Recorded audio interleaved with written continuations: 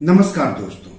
किसी बैंक में अगर आपका खाता है या किसी बैंक के जरिए पैसों का लेन देन करते हैं तो उस बैंक से जुड़ी खबरों पर जरूर नजर रखिए, क्योंकि बैंकों के साथ आजकल अचानक से खेला हो जा रहा है।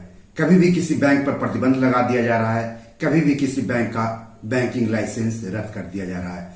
तो अगर आपका बैंक खाता गुजरात के अहमदाबाद स्थित कलर मर्चेंट्स कोऑपरेटिव बैंक में है तो आपके लिए बुरी खबर है। दरअसल देश के केंद्रीय बैंक भारतीय रिजर्व बैंक यानी आरबीआई ने इस बैंक पर प्रतिबंध लगा दिया है।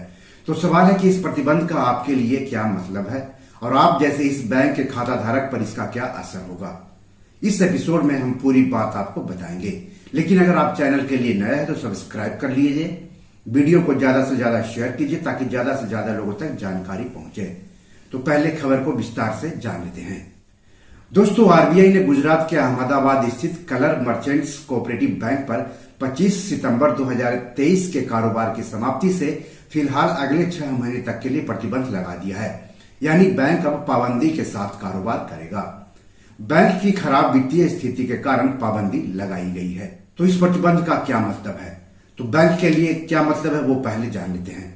यह बैंक यानी गुजरात के अहमदाबाद स्थित कलर मर्चेंट्स कोऑपरेटिव बैंक भारतीय रिजर्व बैंक से लिखित रूप में पूर्व अनुमति लिए बिना कोई भी लोन और एडवांस ना तो देगा और ना ही उसका नवीकरण यानी रिन्यूअल करेगा।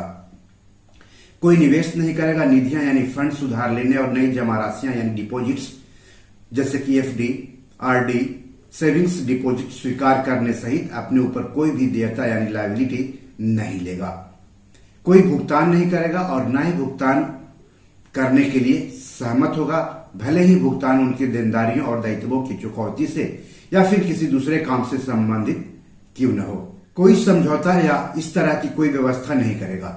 इसके अलावा बैंक अपनी किसी भी संपत्ति या आस्ति यानी एसेट्स को न तो बेचेगा, न अंतरित यानी ट्रांसफर करेगा और न ही उसका निपटान यानी सेटलमेंट करेगा। लेकिन रिजर्व बैंक के निर्देशों के बाद सबसे बड़ी आफत तो इस बैंक के जमाकर्ताओं यानी खाता धारकों पर आ गई है।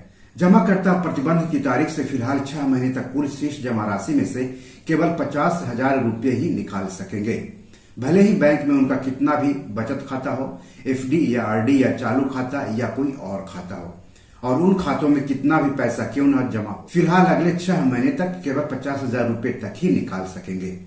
इसमें एटीएम के जरिए पैसे निकालना शामिल हो, चेक के जरिए पैसे निकालना शामिल है, कैश में पैसे निकालना शामिल है या ऑनलाइन ट्रांसफर के जरिए पैसे निकालना शामिल है। हर तरीके से केवल 50,000 रुपये तक ही निकाल सकते हैं अगले 6 महीने के दौरान, प्रतिबंध की अवधि के दौरान। हालांकि जमाकर्ता ने अगर बैंक से लोन लिया है तो उसकी बचत जमा राशि में से लोन की ईएमआई चुकाई जा सकती है, लेकिन ये भी शर्तों के अधीन होगी। कलर मर्चेंट्स कोऑपरेटिव बैंक पर प्रतिबंध लगाते हुए भारतीय रिजर्व बैंक ने यह भी साफ कर दिया है कि बैंक पर लगाए गए इस प्रतिबंध का मतलब भारतीय रिजर्व बैंक द्वारा उस बैंक का लाइसेंस निरस्त करना नहीं है। बैंक अपनी वित्तीय स्थिति में सुधार होने तक प्रतिबंधों के साथ बैंकिंग कारोबार करना जारी रखेगा और रिजर्व बैंक परिस्थितियों के आधार पर इन निर्देशों में संशोधन करने पर विचार कर सकता है। रिजर्व बैंक के इस निर्देश की प्रति बैंक परिसर में भी प्रदर्शित की गई है, तो आप अपने बैंक में भी जाकर ये निर्देश देख सकते हैं या फिर अपने बैंक में जाकर संबंधित अधिकारी से इस बारे में विस्तार से बात कर सकते हैं। आरबीआई ने कहा है कि इस बैंक का लाइसेंस रद्द होने की स्थिति में या प्रतिबंध के दौरान बैंक के पात्र जमाकर्ता deposit insurance and credit guarantee corporation यानी DICGC से केवल 5 लाख रुपए तक जमा बीमा दावा राशि प्राप्त करने के हकदार होंगे, भले ही बैंक में उनका कितना भी पैसा क्यों न जमा हो। इस बारे में ज्यादा जानकारी के लिए अपनी बैंक शाखा से जरूर संपर्क करें। दोस्तों, यहाँ पर 2 सवाल उठते हैं जो कि जमाकर्ताओं के संदर्भ में है।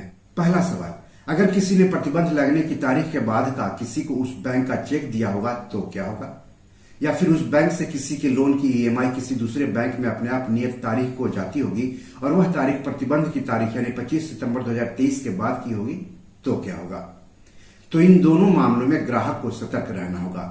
या तो चेक को तुरंत रद्द कर दें और किसी दूसरे बैंक में फटाफट खाता खुलवाकर वहां का चेक दे दें, वरना उस बैंक का चेक बाउंस हो सकता है और जुर्माना देना पड़ सकता है। अगर किसी की ईएमआई उस बैंक से अपने आप जाती है तो जिस बैंक में ईएमआई जाती है वहां जाकर संपर्क करें और अपनी समस्या बताएं और ईएमआई चुकाने की कोई वैकल्पिक व्यवस्था करें, जैसे किसी दूसरे बैंक में खाता खुलवाकर वहां से ईएमआई का भुगतान करें या फिर नियत तिथि से पहले चेक के जरिए ईएमआई का भुगतान कर दें। नहीं तो डिफॉल्ट हो सकते हैं। और दूसरा सवाल उठता है कि बैंक के ग्राहकों को उनका केवल 5 लाख रुपए तक ही क्यों मिलना चाहिए, उनके पूरे पैसे क्यों नहीं मिलने चाहिए। सरकार, आरबीआई, वित्त मंत्रालय को इस बारे में सोचना चाहिए। मुझे तो लगता है कि बैंक के सभी खाता धारकों को उनका कम से कम पूरा मूलधन तो मिलना ही चाहिए। दोस्तों, पिछले कुछ समय से लगातार सहकारी बैंकों पर प्रतिबंध लगाया जा रहा है या उसका लाइसेंस रद्द किया जा रहा है। इस तरह के ज्यादातर बैंक हालांकि महाराष्ट्र के हैं, लेकिन दूसरे राज्यों के भी सहकारी बैंक पर प्रतिबंध लगाया जा रहा है और उसका लाइसेंस रद्द किया जा रहा है। इसलिए किसी भी सहकारी बैंक में जिनका खाता है या जो सहकारी बैंक में खाता खुलवाने जा रहे हैं, उन्हें ज्यादा सतर्क रहने की जरूरत है, क्योंकि पैसा आपका है और आपका पैसा आपके ही काम आए तो ज्यादा बेहतर है। यानी कह सकते हैं कि बैंकों में पैसा रखना इन दिनों काफी रिस्की हो गया है। ना जाने कब कौन सा बैंक डूब जाए, ना जाने कब किस बैंक का लाइसेंस आरबीआई रद्द कर दे, ना जाने आरबीआई कब किस बैंक पर प्रतिबंध लगा दे और उसके बैंक खाता धारकों को पैसे निकालने पर लिमिट लगा दे, कहना मुश्किल है। आरबीआई है, सरकार है, वित्त मंत्रालय है, लेकिन फिर भी बैंक में रखे अपने पैसों की सुरक्षा को लेकर आप सतर्क रहें, क्योंकि आपके पैसों पर लुटेरों की नजर है। कब कौन पैसा लूटकर भाग जाएगा, कहना मुश्किल है। जब आपका पैसा लूट जाएगा तो पछताने के सिवाय आपके पास कोई विकल्प नहीं रहेगा। इसलिए पैसा आपका है, उसकी सुरक्षा आप ही कीजिए। बी योर मनी मैनेजर में आज इतना ही। वीडियो कैसा लगा कमेंट बॉक्स में जाकर जरूर बताइएगा। इस वीडियो से संबंधित या पैसों से जुड़े कोई भी सवाल हो तो जरूर पूछिएगा। धन्यवाद, नमस्कार।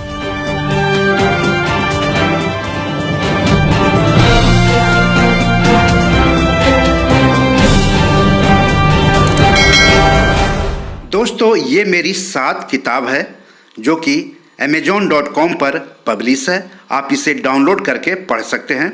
इन किताबों के लिंक्स इस वीडियो के डिस्क्रिप्शन में दिए हुए हैं। इन 7 किताबों में से 5 किताब मनी मैनेजमेंट पर है, यानी पैसा निवेश करके अधिक पैसा कैसे कमाएं पर आधारित है।